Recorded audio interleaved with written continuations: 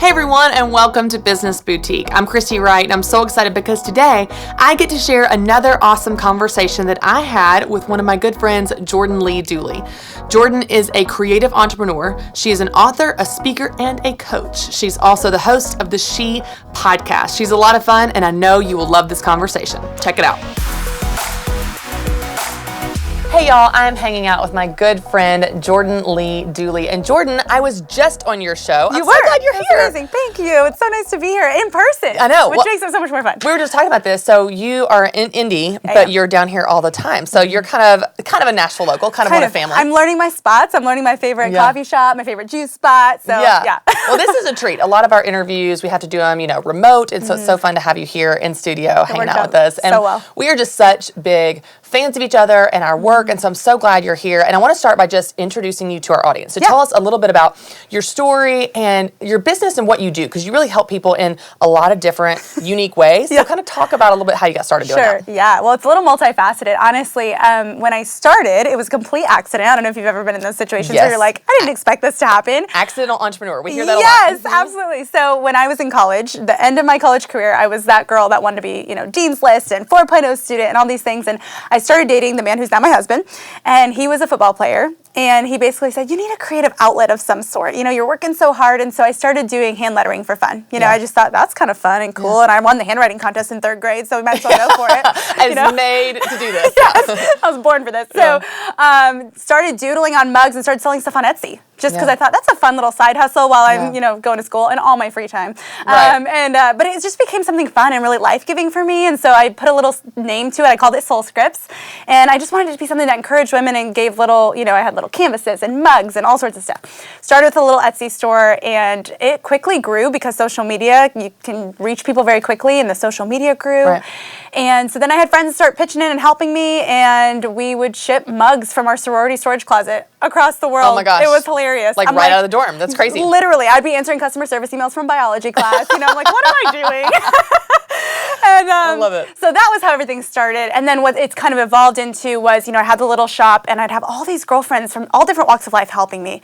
And we'd be packaging and talking till 2 a.m. and sharing stories and helping each other through heartbreak and doing life. And I realized this has really become like a safe place, you know? And so I started sharing the advice and the stories that we would talk about, over packaging mugs and packing peanuts and all this stuff. And when I would share that on social media alongside the photos of what I was sharing and selling, I got such response to the writing, to the message, to the brand of, the personal human connection. Right. And I realized, this is more than just a little mug shop. Yeah. And things started to pick up steam online. I suddenly had an online community of following. I couldn't afford to keep running it because I'm like, I am a one-woman show basically, outside of having some of my roommates help me. So it evolved more into a lifestyle brand that really focused on, we put a slogan on it. I was like, what is the safe place? And I realized this is a place that's kind of like, hey, your brokenness is welcome here. Your imperfections are welcome here. Like, this isn't a place for judgment. It's not a place for gossip. It's not a place for, competing. Like, we're working together towards a common goal. Yeah. So that little experience that I had in that Etsy store, I then kind of shifted into becoming my entire brand. And that message we put on sweatshirts, and the retail shop grew from that, and it turned into a whole movement, which is insane. Yeah. So alongside the retail shop, it also turned into creating content to help women in those spaces. I'm like, man,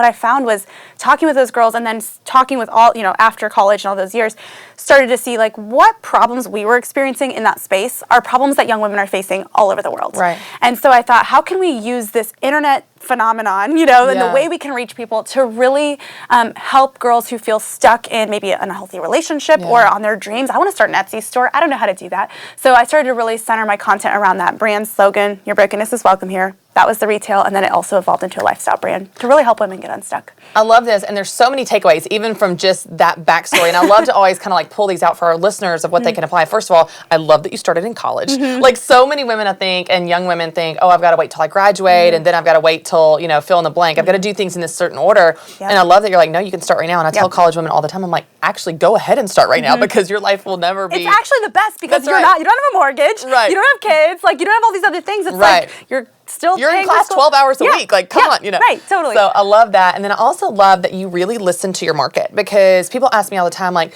how do I know what my next product idea should be, or the next evolution of my brand, or the next leg of my business? And I'm like, listen to your market. And what you did, you're putting mugs out, not even thinking that this is a lifestyle brand at all. And the market really responded, but you just didn't, you weren't like, weird. Anyway, more mugs. Yeah. You're like, oh, let me lean into this. Let me pour fuel on this and really kind of press into that. And that became the thing that is now your business. Absolutely. And so I love that, because I tell people all the time, business is a conversation with the marketplace. And so a lot of people, you mentioned getting stuck, but a lot of people get stuck waiting for this thing to be perfect before they launch it. And I'm like, you need to know perfect doesn't exist, because a conversation is a two-way thing. So you need to put out your 1.0 version, your mug version, your crappy version, whatever, and the market will respond and say more of this, less of this, and they will inform your business as much as you do.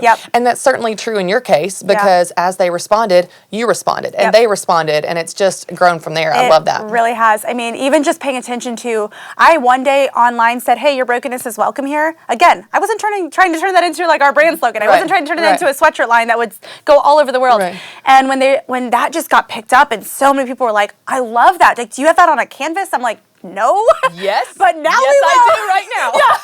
So after a while, I had just someone who was like a mentor in my life. She thought, I've done retail. Like, let's put them on some T-shirts. And I'm like, this is the most scrappy thing I've ever done. That's right. But okay. That's right. And we did, and immediately sold out. And we did it again, immediately sold out. And I was like, there's something here. And That's so right. we thought, how can we really, use this as a tool, not only to fund our business and everything and all the impact I want to make on the internet space, but also to reach outside of that. And then it's just evolved into so much more. So I love it too, because even that slogan, and we've experienced the same thing through Business Boutique, where you may say something or create something, or this is the thing. They're gonna love it. And it's not the thing. But something you said in passing that you didn't even think twice about, they really latch onto. For us, one of the things is do it scared. Like, that's like this tribal language in Business Boutique. I'm doing it scared. Like Christy Wright says, I'm doing it scared. And I just said that, like, this is how you do hard things. You do it while you're scared. But to them, it became something they clung to, and it's the same type of thing. So again, listening to your market and what they're responding to and what connects with them is going to inform what you should do more of or less of, or so on. Now, you said something, Jordan, a minute ago about this idea of being stuck. And I want to camp here for a second, because I know that you do a lot of teaching on this. You have such a heart for helping people get unstuck. And this is really interesting to me, specifically because I hear this same theme in our women that listen to Business Boutique, that come to the events, that I meet through, coaching sessions or online Facebook Lives. It's like, I feel stuck. I feel stuck in my business. I feel stuck in the stage. I feel stuck in fill in the blank. And so let's just talk about this. First of all, why is that something that you feel passionate to talk about and help people with? Well, I think, multiple reasons, but I think whether it's business or making the next move when it comes to making a decision on a place to live, for example, what I found is most of my market is women in transitional seasons of life. So they're generally women in their 20s and early 30s, where I'm transitioning out of college and into the workforce, or into starting a business, or to being a mom, or to being a new wife, right? So all these things, or all my friends are being new wives, and I'm over here like, I'm in the 27 dresses, right? So I'm like all of the things. But what I found was a lot of women in transitional seasons of life, or in a growth season, trying to grow a business, trying to grow a family, and feeling stuck. I think what I found is this applies outside of just business. It applies in any journey and any goal we're going after, any growth we want to experience. And so I found that maybe if we speak into that and use that language of, I feel stuck, that's going to serve our market better, because then being able to give them tools and little pieces. I think sometimes we think getting unstuck means we have to climb the mountain today. And it's more like, how can we actually equip you with the very small, daily, practical steps that it takes to maybe not get unstuck today, but maybe just go, well, I made a little bit of forward progress, right? And so that has become a big passion of mine as a result, because I realize at the root of every issue that seems to, again, it's a lifestyle brand, so there's so many different types of questions that I get. And the core, if I had to boil it down, it's like, I feel stuck. And so that was really what started to inform, how can we really work that language into what we're doing, and then provide people with the little tools and the little steps it takes, so that it doesn't feel intimidating. Because getting unstuck feels intimidating when you feel like you're at rock bottom, or like you can't move. So that's kind of the heart behind it. And, just the small daily things is, I think, such a big passion of mine, because I think we hear big movements, massive action, and that's inspiring and all, but I don't know how effective it really is. I tell people all the time, the impressive things in life start as unimpressive things. It starts as, at getting out of the bed, making your bed, or doing a Google search for your business. Like, it's very small daily steps, like you're talking about, that add up to being the big mountain that you look back, you're like, oh my gosh, I just climbed that. But it wasn't because overnight you climbed it. Right. And let's talk about even the word, even as you say that, I'm like stuck, like, even the word is very visceral. Yeah. It's not like I'm stopped. You stop at a red light, but then you start going when it turns green. When you're stuck, like, you're in the mud, like, you don't see a way out. And so that's a very emotionally charged word. And I think even as we say those words, it almost reinforces the feeling. The feeling even gets bigger, like than it is, you know? So, okay, let's talk about you. When have you felt stuck? Like, what are some seasons of your life where you're like, oh my gosh, I get it because I've been there? Yeah. Well, so many different things, for example. Same. Like, how long do we have here? Yeah, we can sit here a while. So I will say, for example, at least with my husband and I, from not a business perspective, just a life perspective, he was playing professional football, and we were kind of riding that wave and chasing that dream, and he would have a workout, and then it didn't go well, and then he got signed, and we thought, woo, we made it, and then he got cut. We're like, that is an emotional roller coaster world. Oh my gosh, I felt like I was stuck in a never-ending, perpetual season of uncertainty. Yeah, totally. So I felt like, when is this going to end? When are we going to know where we're going to land? When are we going to know where we're going to live? We moved 5 different times in our first year. Well, we moved into our first place, and then we moved several times after that. So being married in your first year, moving that many times and trying to figure it out, oh my gosh. So I just felt like stuck in this perpetual season of uncertainty. Yeah. And then more when it comes to business, you know, I am multi-passionate. So I have, you know, everything I do is rooted in faith. It's rooted in what I believe. And I've really believe that's been like a driving factor of everything I've gotten to do. But I'm so multi-passionate that that's what makes it a little hard, because I'm like, well, I want to help people get unstuck here and here and here. And so really finding the lane and figuring out how to make things silos, right, of a bigger mission and a bigger brand, rather than feeling like I'm trying to do everything. Right. There's been times where I'm like, I know I need to make a pivot, or I know I need to make a rebid, or it's time to grow beyond this season. But the feeling of perceived expectations can also make you feel stuck, right? Like, well, this is what I've always done, but I'm branching off into this because it's been made very clear to me that that's what needs to happen for growth and for continued impact and all of that. And so both, even in business, I think we can feel afraid of making changes, right? Like, well, this is a necessary change to see the growth that I want to make, but that's uncomfortable. It's scary, yeah. Right, what will people think? Yeah. So those would be two different, one with uncertainty in life, and I think that can definitely be reflected in how we make business decisions, but then also within business, just that, like, man, I want to make this pivot or shift, but I don't know how, and I don't know what people will think. Yeah. You know? Yeah, or even knowing, I feel like, too, one of the things I've noticed with Business Boutique ladies is, what's the right next step? And that's where they feel stuck, because they don't know what the right next step is, so they don't take any steps, and so it creates that feeling of being stuck. But it's interesting, as you talk about wanting to help people get unstuck from different areas of their life, I feel like that, you know, when you think about, like, okay, fitness, or in my marriage, or in my family, you know, my business, whatever, it's easy to think of them as all separate, but if you speak to the principle, typically the principles apply in any of those areas. Absolutely. And, you know, it's funny, Jordan, with, like, I work for Dave Ramsey, and the company is all about helping people get out of debt. So that's really the mission, helping people become debt-free and so on. But here's what happens all the time. People get out of debt and lose a ton of weight, and it becomes this positive snowball versus a negative snowball. And so when you teach people principles that get them unstuck, they do get unstuck in their business, in their health, in their marriage, and so on. So I love how it becomes this perpetual cycle in a positive way. So if you're speaking to someone right now that is feeling that stuckness anywhere, they're just feeling stuck, and they don't know what the right next step is to take. How do you help them sort through their options, or take a step, or, like, how do you help advise someone about that right next step, especially maybe if you don't know all the details, you know, like, what is just the principle of getting unstuck? Yeah. Well, I think it depends a little bit on the situation, but I would say when it comes to just the bare bones, you know, a couple things. First thing I would say is seek counsel. I think we can be kind of stuck in our own ways. When we're stuck in our own ways, we're going to get stuck, right? So one thing I have learned is the wisdom of seeking counsel from a trusted mentor in your life, from a business partner, from a friend, from someone, from a spouse, and say, okay, here's what I'm thinking, here's what I'm feeling. Can you show me or tell me what you're seeing based off of what you're looking? Because I think sometimes we can look from our perspective and we perceive stuck, and we perceive no forward motion, and they're like, well, actually, there's like a gap over here, but you're just not paying attention to it. So I think that's always number one thing. The second thing is a piece of advice my mom gave me that actually led to everything that I do now. When I was in college and I was like, I don't know what I want to do with my life. I feel stuck. I don't want this major. It was before I really even stepped into the Etsy store. She looked at me, she goes, so don't. And I said, well, what do you mean don't? She goes, take the pressure off yourself for a second and just try stuff. try something. I think one of the biggest things that when it comes to getting unstuck is giving yourself permission to fail because you're not really feeling, you're learning. Yeah. So experiment, test. Experiment. Totally. Yep. And so she said, well, just try stuff. So I didn't just start off with Etsy store. I wasn't that fancy. I started off with trying to model. Okay. That did not go very well. Got rejected. Did you model your mugs? Because I would love to be like Vanna White. No, and I have weird hands, so I was like, I'm never going to be able to do that. Like, chubby fingers, not going to happen.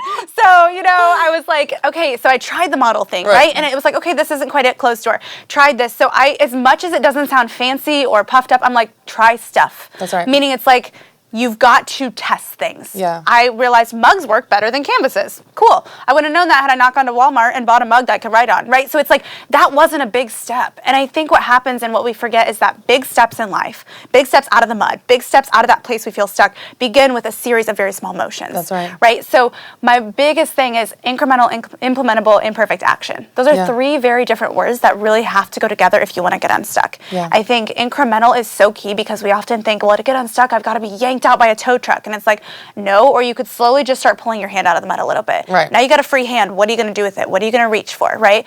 And then maybe the next hand. So incremental is small. It's go buy a mug at Walmart. It's achievable. Right. That's right. Achievable so that you feel like you're making forward progress. Why does weight loss work when it works? Because you're tracking your progress. Why does getting out of debt work? Because you're seeing progress. Right. If you're not seeing progress, you might be making forward progress, but you don't feel it because you're not seeing it. Research actually shows, I read this recently, that nothing is more motivating to any individual, regardless of your personality style. Nothing is more motivating than seeing your progress. Yep. That's what fuels more progress. Absolutely. So that's where the incremental piece comes in. Implementable means it's something that you can put in action right now. If you don't have $100,000 to go spend on something, but you have $2 to go buy a mug at Walmart, go do that, you know, or whatever that little thing is that's like, okay, I'm not gonna be able to get to point B today, but I can take this little tiny thing that I can implement right now with what I have. Because I think we often in our culture where we can see what everyone else is doing, we can see where we wanna be. Goal setting is so important, but I think we miss all the micro goals that come before that big goal. So the implementable piece and then the imperfect action again. So it's like give yourself grace, take the pressure off yourself, experiment, something that is small and that you can implement right away. And I think that principle in and of itself, along with seeking counsel, is game changing. And it really does allow you to not feel that pressure of, I got to figure this out. And if I don't, I'm stuck. What I love that your mom said too, of like the picture you painted for her when you were feeling that anxiety, which creates this whole idea of stuckness, is I have two options I don't like, or one option I don't like. And the fewer options you have, the more stuck you feel, right? So I love this idea that she was like, so don't, or experiment and try a lot of things. So I would just add, the more options you can create for yourself, the less stuck that you feel, because you realize, oh my gosh, I don't just have this one option that I don't like or two options that I don't like. I have like 50 options. And it's amazing when, like in your example of seeking counsel, other people can sometimes provide that perspective of, those aren't your only two options. You have these other options. I think it can be so easy to feel like, well, I don't want to look like I don't know. Yeah. So we just go with what we do know. Right. And we sometimes make those assumptions that are entirely untrue. Right. And you may follow someone else's example that isn't right for you. It's right for them. So I love that, even how you said that, like you watch someone else do it. This is a silly example, but this even applies to your life. So it doesn't just have to be business things. So like we're in a season right now of transition. I think everybody probably is, but where our friends are kind of upgrading their houses. So it's like we've outgrown the starter home and we've got kids. It's like, okay, we're all kind of like moving to Williamson County for better schools and all these things. And so my husband and I, we had saved up some money to upgrade our house, right? Like something with like a bigger garage or granite counters. Like ours is an older house in '83. And so we're like, yeah, we can do something newer and nicer. And so we searched for probably like 6 months for a newer, nicer house. And there were so many, but it didn't feel right. Like something just didn't feel right. And then through this crazy God story that I will tell another day, in April, God led us to this tiny, adorable lake house in Alabama. And we realized we weren't supposed to buy a bigger, newer house. We were going to buy a lake house. And that's different and weird. And it sounds so bougie. I realize that, like, oh, our second home. But it's like, what we spent on these two houses is less than what we were prepared to upgrade. You just do it differently. You think about the money differently. You think about the next step in your marriage differently. You think about the next decision for your career or your business differently. It doesn't have to look like climbing the corporate ladder or growing your team members if you don't want to lead people. There's so many different ways that you can look at your life and say, what's right for me? And then when you look at all those options, you feel unstuck. So I love that example. What are some of the things that you think we struggle with that keep us stuck? Like, what are some of those temptations to stay stuck? What are some of those voices in our head that we have to fight against to even start to pull our hand out of the mud? Yeah. You know, like what are some of those things that kind of draw us to staying stuck? I think one of the biggest things is expectations and instant gratification. So everything is so fast nowadays, right? I think this principle applies even when it hasn't been in the digital age, but I feel like what I've observed is we're so much more impatient. Sometimes we have to be stuck in the mud for a little while. Yeah. There's a refining that happens there. That's good. And I think we fail to remember that because we just want the comfort, we want the progress, we want the forward motion. And everywhere you look, everyone is telling you, go after your dreams, go after your goals. And like, yes, please do, sister. But I also think there's an element of like, well, what can I learn in this season maybe first? Right. Maybe I needed to hit a roadblock for a minute. Right. So I think even just the mentality shift of, I could see this as a burden, or I could see it as a blessing, and blessings will propel us forward, and burdens will hold us back. Right. Right. And so first, even just being willing to sit there for a second and just observe and think, why am I here? Wait a second, why am I here? Yeah. What, if I look back at the patterns in my life, if I look back at the decisions I made, what actually got me here? And then now what am I learning in this season so that the next time I don't do this way? Yeah. Right? Otherwise, you're going to get stuck again, right? Yeah. So I think that's one of the biggest things. And instant gratification, the temptation to just wallow. Yeah. I think we stay stuck if all we're saying is I'm stuck, we're gonna stay stuck. Right. Right? But we do that. We complain, we wallow, we get stuck, and then we just keep talking about it. We keep giving it power. That's right. You know, That's and right. it's like, well, that's pointless. Or you could say, I'm at a roadblock right now, but I'm not going to stay here. That's right. You know, so I think even You it's just speak it into being. Yeah, it's just the mentality shift, and then it's also asking for help. Yeah. I think our pride gets in the way, so we want to see an instant change. If we don't, we wallow, we get stuck, and we just continue to make that our identity, our entire. We're victims. Yeah, 100%. And then the second thing would be, how can I ask for help, and how is my pride maybe getting in the way, because I don't want to be seen like I don't know. Yeah. I don't want to be seen like a failure. I don't want to be seen starting small again. I don't want to be seen starting over, right? So it's that, you know what, I'm just going to figure this out by myself. And while that can be good, that's why I say seeking counsel and that imperfect action, and really the willingness to learn where we are, and be patient in that. Yeah. I think perseverance is a lost art in so many ways in our culture, you know, Yeah. whether it's in business or in fitness or in family or really in anything, because everything is so quick. Yeah. So it's like, that's all feeding this monster that makes it so much harder for us to like persevere and like trudge through the mud even when it burns and just keep moving, you know? Yeah. So I don't know, that's the best thing I can say in that. I love it. It's funny as you say that about perseverance, because I'm so big on perseverance, like persistence, and just like knock the door down, don't give up, you know. And someone asked me in a coaching session just this week, she said, which is more important to long-term success, experience or passion? And I said, neither. It's perseverance. I said, you just have to stick with it. Like it's more about that determines your success for the long haul. When things are hard, when things are easy, and all the weird moments in between, that you just stick with it. And that kind of marries both of them, right? Yeah. So the more that you persevere, the more experience you get, and the willingness to persevere comes from a passion inside of totally. you. So it's like you kind of have to have both of them, and that blends that perfect perseverance blend. There's such a value to that I think a lot of people miss, because they do want that overnight success. And even as you were talking about the value of kind of staying stuck and learning from the season that you're in, a question I get a lot of times, Jordan, is like, well, I only have 200 Instagram followers.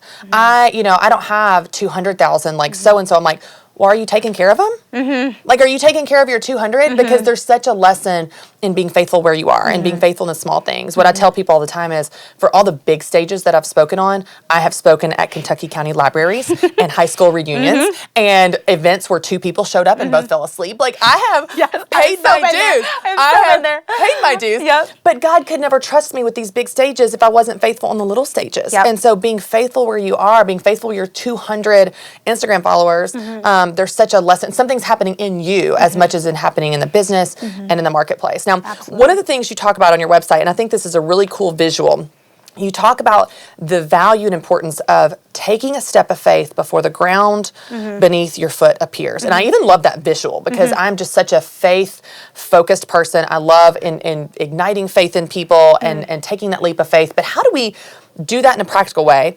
And how do we balance that with wisdom? Where we're not just like flying off the cliff going, I hope someone catches me. Like, let's kind of talk about that like in a tactical way. Well, I would say taking a step before you fully know what's ahead of you. It's simple, right? It's a simple motion. We all know how to take a step forward, right? It's simple in that regard if you're looking at it purely as walking, right? If we're using that visual, but it's difficult.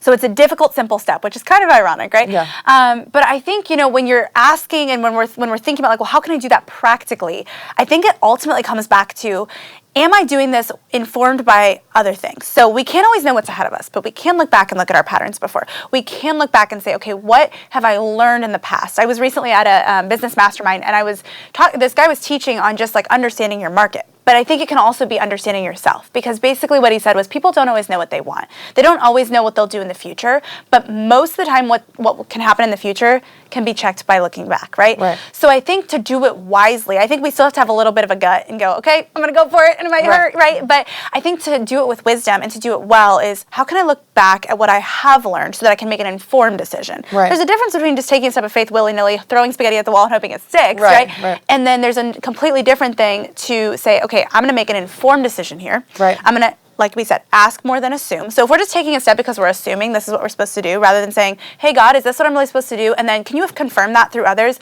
Or I'm going to ask these people who have gone before me and see what they have to say about that. And maybe they can offer a little adjustment, a little guidance, so that maybe my step was going to be this direction, but I'm going to just shift it a little bit, but it's still forward, right? So I think looking back at previous behavior and also seeking that wisdom and looking and being willing to be a constant student. That's how we do it wise. And again, that's where our pride gets in the way, because we want to figure it out. We don't want to look like we don't know. But the willingness to be a constant student, I think, really is what gives us that, okay, I can be courageous and wise. Because those things must go together. So my little gumption to go, and then having those kind of comrades around me to inform and advise really can help me take the best step in the right direction. And if it doesn't work and I step in mud, I'll step in the next direction a different way. You kind of gotta be willing to learn from a little failure too. I love that. I spoke at some events about a year and a half ago, and I kept hearing this theme, and the people, it was the nature of the audience. It was very much a Christian church women type of conference, and I just kept hearing people come up and they say things like, yeah, I want to do something, I'm just waiting for God to show me. Yeah, I'm just waiting. I've been waiting 15 years. I'm like, okay, like, let's get moving. Let's take some steps, any kind of steps, because God can turn a moving car and correct you if it's a little bit off, but like, he can't turn a stalled car. So like, let's get the car rolling. I love that visual of just like taking some imperfect action, and then you'll adjust as you go, but you won't learn unless you start going to discover what that thing is and figure out what that next step is. So I love that. Informed imperfect action, not just perfect action, right? It's informed. It doesn't mean that it's foolproof, right? But it's like, but those adjustments will be made, and they can be, right? And I love the idea of even looking into yourself, of what you know about yourself. There's a lot of business articles and personal development articles about you have to do things this way, and it's this balance, just like you're saying, of faith and being wise. There's this balance of best practices that you want to learn from, of like, if this is how other people win, I want to learn from that, and also knowing yourself. So it's like, if everyone in the world is a morning person, great. But have you met yourself? Because if that's never worked for you for 35 years, it may not. Maybe nighttime is your time to shine, sister. And I think that's okay. And that's okay. So it's this balance of like learning from the best and also knowing yourself and blending those two in the best way you can. That's really where I feel like confident women that are comfortable in their own skin, women that are succeeding in multiple areas of their life, are those women that know this is what's right for me. I'm still a student, but I'm also going to have confidence in the choices that are right for me. And there's something really, really important. Jordan, you have so many exciting things going on. You have a book coming out. I do. You just hit 1 million downloads on your podcast a few months ago, which has been so fun. Tell us about your book, and tell us where we can find it, and just tell our listeners where they can connect with you.